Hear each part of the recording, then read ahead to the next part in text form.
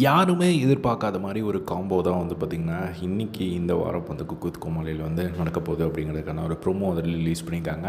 So இந்த வாரத்துக்கான ஒரு ப்ரோமோவில் என்ன ஃபர்ஸ்ட்டு வந்து ரிவீல் பண்ணுறாங்க அப்படின்னா, இந்த வாரம் வந்து பார்த்திங்கன்னா அன்மேட்ச்டு காம்போ அப்படின்னு சொல்லிட்டு சம்மந்தமே இல்லாமல் வந்து ஒரு 2 பொருளை வந்து கொடுத்து, அதாவது ஒரு நான்வெஜ் கூட வந்து ஒரு ஃப்ரூட்டை வந்து கொடுக்குறாங்க. ஸோ எக்ஸாம்பிளுக்கு இந்த வாரம் என்ன பண்ணுறாங்க அப்படின்னா, ஆப்பிள் கூட வந்து மட்டனை கொடுக்குறாங்க. அதுக்கப்புறம் ப்ரான் கூட வந்து ஆரஞ்சு, பைனாப்பிள் கூட வந்து சிக்கனு, அதுக்கப்புறம் ட்ராகன் ஃப்ரூட் கூட வந்து ஃபிஷ்ஷு. ஸோ இதை வந்து 2மே வச்சு அவங்க வந்து குக் பண்ணி வந்து ப்ரெசென்ட் பண்ணணும். ஸோ அதில் எது நல்லாயிருக்கோ அதை வந்து டிசைட் பண்ணுவாங்க. ஸோ என்ன பண்ண போகிறாங்கன்னு தெரியல.